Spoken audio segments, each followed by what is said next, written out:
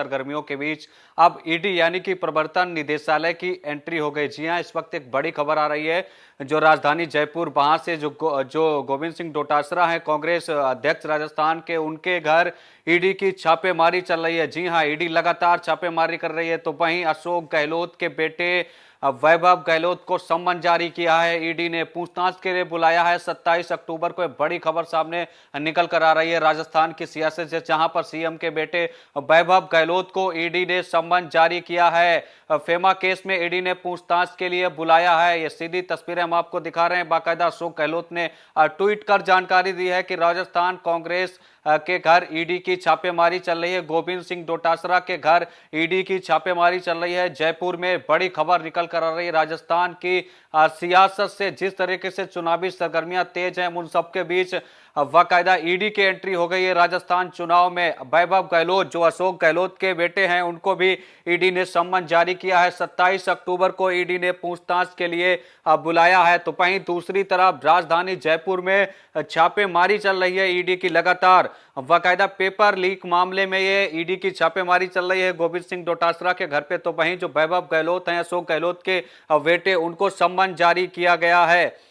तो जो छापेमारी को लेकर जो मुख्यमंत्री हैं सीएम अशोक गहलोत, उन्होंने बाकायदा एक्स पर पोस्ट भी की है और उन्होंने लिखा है कि आज 25/10/2023 को यानी कल राजस्थान की महिलाओं के लिए कांग्रेस की गारंटियां लॉन्च की गई थी, लेकिन आज 26/10/2023 को राजस्थान कांग्रेस अध्यक्ष गोविंद सिंह डोटासरा के यहाँ ईडी की रेड चल रही है। और इसके अलावा मेरे बेटे वैभव गहलोत को ईडी में हाजिर होने का सम्मन आया है, सम्मन जारी किया गया है ईडी की तरफ से वैभव गहलोत के खिलाफ। तो वैभव गहलोत को पूछताछ के लिए 27 अक्टूबर को ईडी ने अपने दफ्तर में बुलाया है। बाकायदा ईडी पूछताछ करेगी। ये सीधे हम पर एक्ट पर जो पोस्ट किया है मुख्यमंत्री अशोक गहलोत ने, वही दिखा रहे थे किस तरीके से उन्होंने लिखा है कि राजस्थान में चुनाव के बीच हमने गारंटियां लॉन्च की हैं, लेकिन उसके बाद ही हमारे बेटे को सम्मन जारी किया जाता है। और बाकायदा जो कांग्रेस पीसीसी चीफ हैं राजस्थान के गोविंद सिंह डोटासरा, उनको यहाँ सम्मन तो जारी हुआ, साथ ही उनके यहाँ छापेमारी चल रही है। जयपुर के उनके आवास पर बाकायदा ये छापेमारी चल रही है। अशोक गहलोत के जो बेटे हैं वैभव गहलोत, उनके खिलाफ ईडी पिछले कई सालों से जांच कर रही है। और ये मामला तब आया था जब जयपुर के 2 निवासियों ने साल 2015 में एक शिकायत दर्ज कराई थी, जिसमें कहा गया था कि वैभव गहलोत ने मॉरिशस स्थित शिवनार होल्डिंग्स नाम की कंपनी से अवैध धन को ठिकाने लगाया है। यानी जो विदेश से जो धन मिला है, उसी धन का पैसे का मामला है, जिसमें अब ईडी ने सम्मन जारी किया है। तो जो कंपनी थी, जिस कंपनी से इनको अवैध धन मिलने के आरोप लगे हैं, जो 2015 में शिकायत दर्ज कराई गई थी, उसी शिकायत पर ईडी ने अब एक्शन लिया है। और इस कंपनी पर एक सेल कंपनी होने का संदेह जताया जा रहा है ईडी की तरफ से। तो ईडी ने वैभव गहलोत यानी अशोक गहलोत के जो बेटे हैं, उनको ईडी का सम्मन जारी किया गया। बड़ी खबर राजस्थान की सियासत से निकल कर आ रही है। जिस तरीके से राजस्थान चुनाव में किस तरीके की इस वक्त पॉलिटिक्स देखने को मिल रही है, उन सब के बीच अब ईडी की एंट्री कहीं ना कहीं एक बड़ी सरगर्मियों को जन्म दे सकती है। सीधी तस्वीरें हम आपको दिखा रहे हैं। शिकायत की अगर माने जाएं तो 2011 में होटल के 2500 शेयर खरीदार मॉरिशस स्थित फॉर्म से ट्राइटन होल्डर्स के फंड डाइवर्ट किया गया था। उस वक्त 39,900 रुपए प्रति शेयर के हिसाब से खरीदे गए थे, जबकि मूल शेयर की कीमत प्रत्येक शेयर के लिए केवल 100 रुपए थी। तो कुल मिलाकर किस तरीके की धन में अनियमितता का आरोप लगा था। 2015 में वैभव गहलोत के खिलाफ 2 लोगों ने उनके खिलाफ शिकायत दर्ज कराई थी, और अब इस शिकायत के बाद ईडी ने एक्शन ले लिया है। चुनाव के बीच ईडी की एंट्री कहीं ना कहीं राजस्थान की सियासत में जबरदस्त उछाल देखने को मिल रहा है। वैभव गहलोत अशोक गहलोत के बेटे हैं, और अशोक गहलोत जो मुख्यमंत्री हैं मौजूदा में राजस्थान में, उन्होंने बाकायदा ट्वीट कर यह जानकारी दी है, एक्स पर उन्होंने पोस्ट किया है। और उन्होंने ही बताया है कि जो कांग्रेस अध्यक्ष हैं राजस्थान के गोविंद सिंह डोटासरा, उनके घर भी छापेमारी चल रही है। फिलहाल इस छापेमारी के बीच गोविंद सिंह डोटासरा जो कांग्रेस के राजस्थान के अध्यक्ष हैं, उन्होंने क्या कुछ कहा है, हम आपको सीधे वही सुनवा देते हैं कि जब छापेमारी ईडी की चल रही है, इन सबके बीच जो कांग्रेस के राजस्थान के अध्यक्ष हैं, उन्होंने क्या कुछ कहा है गोविंद सिंह डोटासरा ने, हम आपको सीधे सुनवा देते हैं। सुनिए गोविंद सिंह डोटासरा ने क्या कुछ कहा।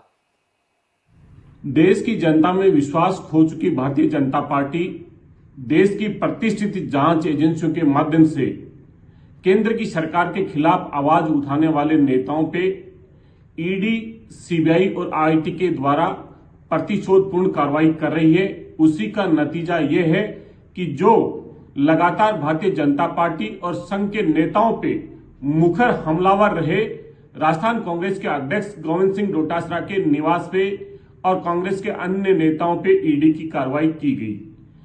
राज्य के अंदर चुनावी समय आने पे हम लगातार कहते रहे हैं कि केंद्रीय जांच एजेंसियां जो देश का गौरव होती हैं, उन्हें भारतीय जनता पार्टी ने अपने टूल के तौर पे, हथियार के तौर पे काम ना ले।